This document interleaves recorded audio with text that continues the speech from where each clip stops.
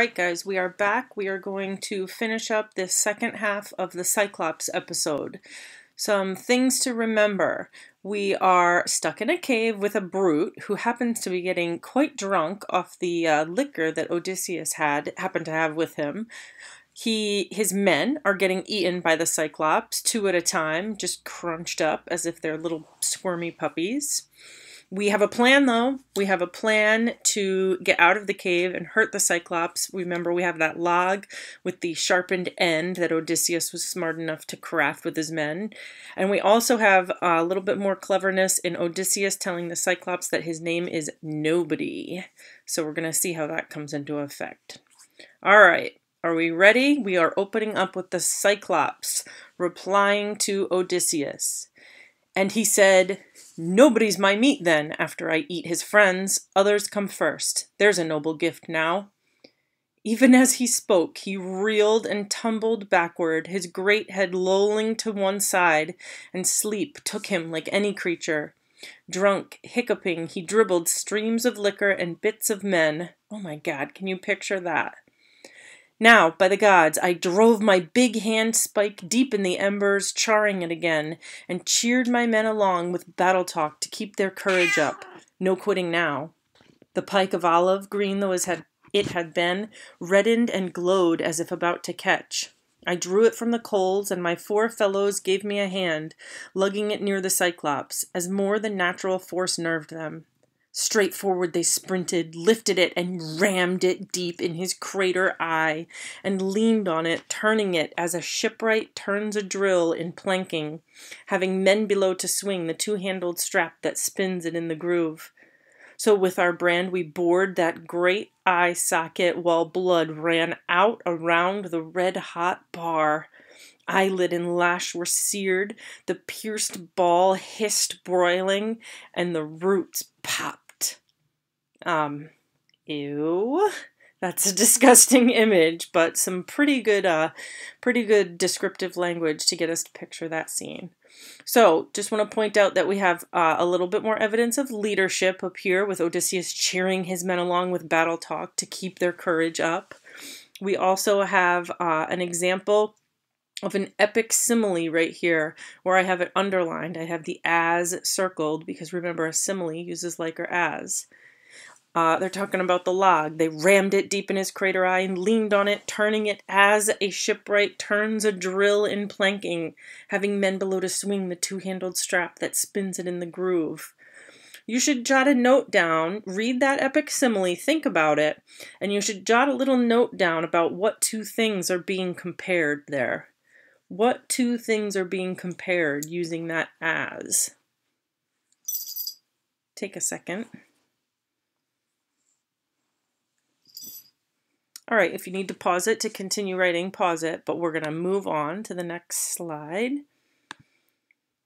In a smithy, which is like a blacksmith, one sees a white-hot axe head or an adze plunged and wrung in a cold tub, screeching steam, the way they make soft iron hale and hard. Just so, that eyeball hissed around the spike. The Cyclops bellowed, and the rock roared round him, and we fell back in fear. Clawing his face, he tugged the bloody spike out of his eye, threw it away, and his wild hands went groping. Then he set up a howl for Cyclopes who lived in caves on windy peaks nearby. Oh my gosh, he's calling to other Cyclopes, even though at the beginning of the episode we said they were pretty solitary creatures. Some heard him, and they came by diverse ways to clump around outside and call, "What ails you, Polyphemus? Why do you cry so sore in the starry night? You will not let us sleep. Sure no man's driving off your flock. No man has tricked you, ruined you." So they're basically saying, "What's wrong, Cyclops?" And we find out that his name, even though I mispronounced it or stumbled over it, is pronounced Polyphemus. Polyphemus. All right. Out of the cave, the mammoth Polyphemus roared in answer, Nobody's tricked me. Nobody's ruined me." All right, so we're thinking this is where this trick, this clever thinking is really going to come to Odysseus' advantage. To this rough shout they made a sage reply. "Oh, well, if nobody has played you foul there in your lonely bed, we are no use in pain given by great Zeus. Let it be your father, Poseidon Lord, to whom you pray." So basically, the other Cyclopes are saying that if you're saying nobody's hurt you, then we can't help you because clearly your pain has been given by great Zeus, right? They're attributing that pain to the gods, and they're saying you should pray to your dad, Poseidon. That's who you need to be calling for. So saying, they trailed away, and I, right, we're back to Odysseus here, was filled with laughter to see how like a charm the name deceived them. So he's pretty pleased with himself that he came up with this plan, but we have to remember he needs to be careful. We don't want to be excessively proud. We don't want to get cocky here. Now Cyclops, wheezing as the pain came on him, fumbled to wrench away the great doorstone and squatted in the breach with arms thrown wide for any silly beast or man who bolted, hoping somehow I might be such a fool. But I kept thinking how to win the game. Death sat there huge. How could we slip away?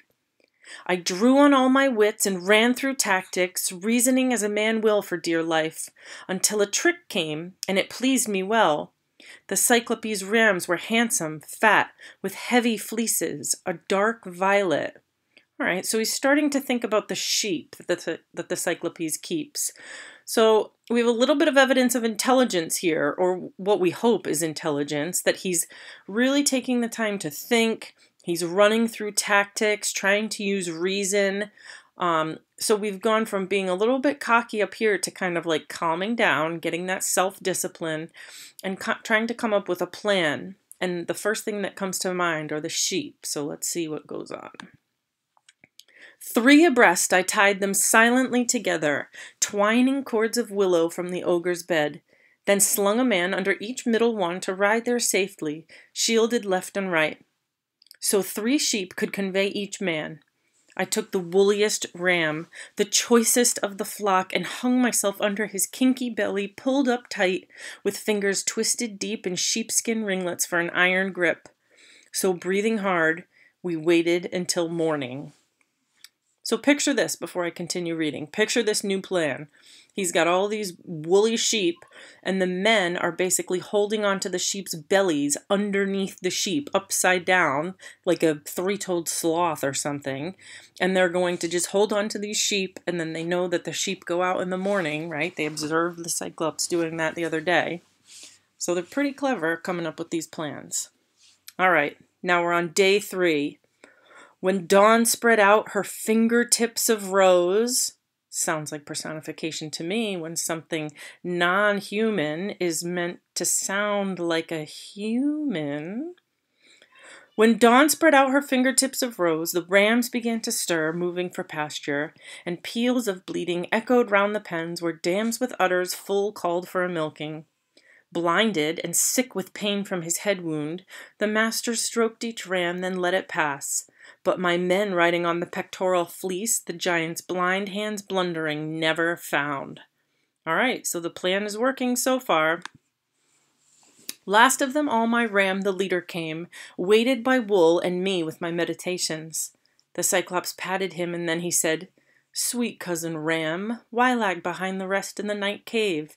You never linger so, but graze before them all, and go afar to crop sweet grass, and take your stately way leading along the streams, until at evening you run to be the first one in the fold. Why now so far behind? Can you be grieving over your master's eye? That carrion rogue and his accursed companions burnt it out when he had conquered all my wits with wine. Nobody will not get out alive, I swear.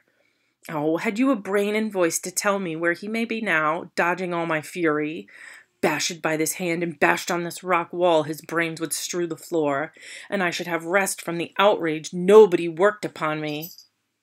So we just have to laugh at the irony here. The Cyclops is talking to the sheep and about Odysseus, and Odysseus is hanging underneath the sheep. Picture him hanging under the belly, and the Cyclops is saying, "Oh, I wish you had the brain and voice to tell me where he may be now, dodging all my fury." He's inches away from him. He sent us into the open, then, close by, I dropped and rolled clear of the ram's belly, going this way and that to untie the men. With many glances back, we rounded up his fat, stiff-legged sheep to take aboard, and drove them down to where the good ship lay. We saw, as we came near, our fellows' faces shining. Then we saw them turn to grief, tallying those who had not fled from death. I hushed them, jerking head and eyebrows up, and in a low voice told them, "Load this herd, move fast, and put the ship's head toward the breakers." They all pitched in at loading, then embarked and struck their oars into the sea. Far out, as far offshore as shouted words would carry, I sent a few back to the adversary. "O Cyclops, would you feast on my companions? Puny am I in a caveman's hands. How do you like the beating that we gave you, you damned cannibal? Eater of guests under your roof, Zeus and the gods have paid you." So let's just point out, Odysseus was totally safe with the men that he had left, and he decided on just one more taunt to this Cyclops. And I'm just asking you, as a person, did he need to do that? Like, did he need to do one more taunt? Knowing that what we know about the Cyclops' strength, how mad he is, and how powerful the gods are, like, did we need to taunt him one more time? The blind thing in his doubled fury broke a hilltop in his hands and heaved it after us. Ahead of our black prow, it struck and sank, overwhelmed in a spuming geyser, a giant wave that washed the ship's stern foremost back to shore. I got the longest boat hook out and stood fending us off with furious nods to all to put their backs into a racing stroke. Row, row, or perish. So the long oars bent, kicking the foam sternward, making head until we drew away and twice as far. Now when I cupped my hands, I heard the crew in low voices protesting. "God's sake, Captain, why bait the beast again? Let him alone." "That tidal wave he made on the first throw all but beached us." "All but stove us in. Give him our bearing with your trumpeting. He'll get the range and lob a boulder." "Aye, he'll smash our timbers and our heads together." I would not heed them in my glorying spirit, but let my anger flare and yelled. So we have 1, 2, 3, 4 crewmates begging him not to do anything, that leave him alone, we're just going to get hurt. And at the end he says, "I would not heed them in my glorying spirit, but let my anger flare and yelled." So I'm asking you, is this what a good leader does? Is this what a hero does? And I guess are a leader and a hero the same thing, which is another conversation. But again, did he need to do this? Let's find out. "Cyclops, if ever mortal man inquire how you were put to shame and blinded, tell him Odysseus, raider of cities, took your eye, Laertes' son, whose home's on Ithaca." So look, we have a couple little epithets there. Raider of cities and Laertes' son, both are epithets for Odysseus. At this he gave a mighty sob and rumbled, "Now come the weird upon me, spoken of old. A wizard, grand and wondrous, lived here, Telemus, a son of Eurymus. Great length of days he had in wizardry among the Cyclopes. And these things he foretold for time to come. My great I lost, and at Odysseus' hands. Always I had in mind some giant, armed in giant force, would come against me here. But you, small, pitiful, and twiggy, you put me down with wine, you blinded me. Come back, Odysseus, and I'll treat you well, praying the god of earthquake to befriend you. His son am I am, for he by his avowal fathered me, and if he will, he may heal me of this black wound. He and no other of all the happy gods or mortal men." All right, so the Cyclops just told us something really interesting, that he has heard this prophecy before, that these things were foretold for time to come. My great I lost, and at Odysseus' hands. He had been told this by Telemus, okay, who was a wizard, grand and wondrous. And he's saying there was this prophecy. I never pictured, you, this small, pitiful, twiggy thing, So now he's asking Odysseus to come back, and I guess my question is, can we trust the Cyclops at this point? He's telling us he's going to get Poseidon on Odysseus' side, and he's going to take care of him, but we just don't really know. All right, so we got Cyclops taunting Odysseus after Odysseus taunted Cyclops. If I could take your life, I would, and take your time away and hurl you down to hell. The god of earthquake could not heal you there. At this, he stretched his hands out in his darkness toward the sky of stars and prayed Poseidon. So now we got Cyclops here praying to Poseidon. Oh, hear me, Lord, blue girdler of the islands, epithet, nickname for Poseidon. If I am thine indeed, and thou art father, grant that Odysseus, raider of cities, never see his home. Laertes' son, I mean, who kept his hall on Ithaca. Should destiny intend that he shall see his roof again among his family and his fatherland, far be that day, and dark the years between. Let him lose all companions and return under strange sail to bitter days at home. So I have to wonder, are all these things that Cyclops is wishing upon Odysseus, are they foreshadowing? I'm asking the question, so I'm just kind of trying to think ahead. In these words, he, meaning Cyclops, he prayed, and the god heard him. Now he laid hands upon a bigger stone and wheeled around Titanic for the cast and let it fly in the black proud vessel's track. But it fell short, just aft the steering oar, and whelming seas rose giant above the stone to bear us onward toward the island.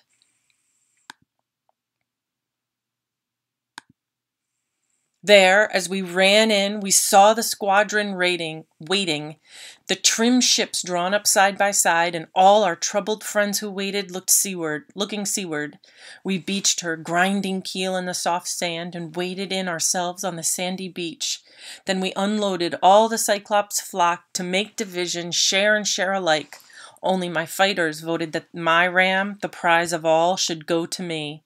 I slew him by the seaside and burnt his long thigh bones to Zeus beyond the storm cloud, Cronus' son, who rules the world. But Zeus disdained my offering. Destruction for my ships he had in store, and death for those who sailed them, my companions. Now all day long until the sun went down, we made our feast on mutton and sweet wine, till after sunset in the gathering dark, we went to sleep above the wash of ripples.